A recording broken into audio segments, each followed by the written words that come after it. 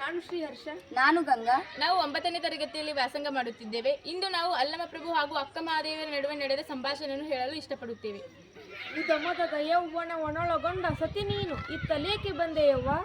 ಆಡುವುದು, ಪಾಡುವುದು, ಕೇಳುವುದು, ಹೇಳುವುದು, ನಡೆಯುವುದು, ನುಡಿಯುವುದು ಸರಸ ಸಮ್ಮೇಳನವಾಗಿಪ್ಪುದಯ್ಯ.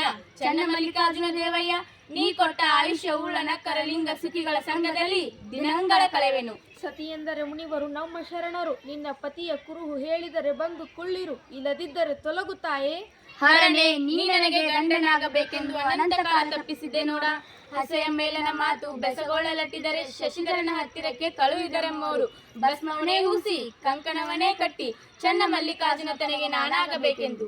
ತಪ್ಪು ಹರಸಿ ಹೊರಟೆ ಹೆಣೆಂಬುದು ಸತ್ಯವೇ. ತನು ಸೀರೆ ನೆಳೆದು ನಿರ್ವಾಣವಾದಲ್ಲಿ, ಮನದ ಭ್ರಾಂತು ನಿಶ್ಚಯವಾದಲ್ಲಿ, ಕೇಶವೆಂಬ ಸೀರೆ ಅಂಗಕ್ಕೆ ಮರೆಯಾಯಿತ್ತು, ಅಪಮಾನವೆಂದು ಹರಿಯಿತ್ತು. ಇದು ಗುಹೇಶ್ವರ ಲಿಂಗಕ್ಕೆ ಸಲ್ಲದ ವೇಷ.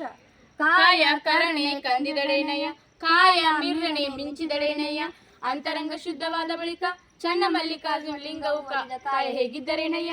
ದೇವನುಳಿದು ನಾನುಳಿದನೆಂಬುದು ಅದಾವುದಕ್ಕೆ?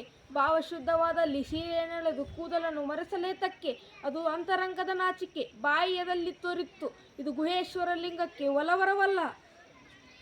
ಫಲ ಒಳಗಡೆ ಪಕ್ವವಾಗಿದೆ ಅಲ್ಲದೆ ಹೊರಗಣ ಸಿಪ್ಪೆ ಒಪ್ಪಗೆಡದು. ಕಾಮನ ಮುದ್ರೆ ಕಂಡು ನಿಮಗೆ ನೋವಾದಿತೆಂದು ಆ ಭಾವದಿಂದ ಮುಚ್ಚಿದೆ. ಇದಕ್ಕೆ ನೋವೇಕೆ?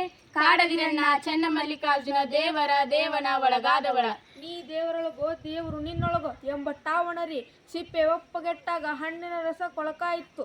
ಇದು ಗುಹೇಶ್ವರನೊಪ್ಪದ ಮಾತು. ಮಾತೆಂಬುದು ಜ್ಯೋತಿರ್ಲಿಂಗ, ಸ್ವರವೆಂಬುದು ಪರತತ್ವ, ತಾಳೋಷ್ಟರ ಸಂಪುಟವೆಂಬುದು ನಾದಬಿಂದು ಕಲಾತೀತ. ಗುಹೇಶ್ವರನ ಶರಣರು ನುಡಿಸುವ ಸೂತಕಿಗಳಲ್ಲ, ಕೇಳ ಮರುಳೆ. ಕೊಡ ತುಂಬುವಾಗ ಸದ್ದು ಮಾಡುತ್ತದೆ, ತುಂಬಿಯಾದ ಮೇಲೆ ಸದ್ದು ನಿಲ್ಲುವುದು. ಅದೇ ಕೊಡ ತನ್ನಲ್ಲಿರುವ ನೀರನ್ನು ಇನ್ನೊಂದು ಪಾತ್ರೆಗೆ ಸುರಿಯುವಾಗ ಸದ್ದು ಮಾಡುವುದಿಲ್ಲವೇ? ಹಾಗೆ ಜ್ಞಾನಿ ತನ್ನಲ್ಲಿರುವ ಜ್ಞಾನವನ್ನು ಇನ್ನೊಬ್ಬರಿಗೆ ಕೊಡುವಾಗ ಸದ್ದು ಮಾಡುತ್ತಾನೆ. ಇದು ಲೇಸಾಯಿತು. ತುಂಬಿದ ಲೆಕ್ಕಕ್ಕೆ ಮತ್ತೊಂದೆಂದು ಕಡೆಗಾಣಿಸುವಂತೆ, ತಾನುವಿನ ಮರೆಯ ಚೋರನಂತೆ ಎಲ್ಲಿ ಬಂದರೂ ಗುಹೇಶ್ವರನೆಂಬ ಭಾವ ಒಂದಾಯಿತು.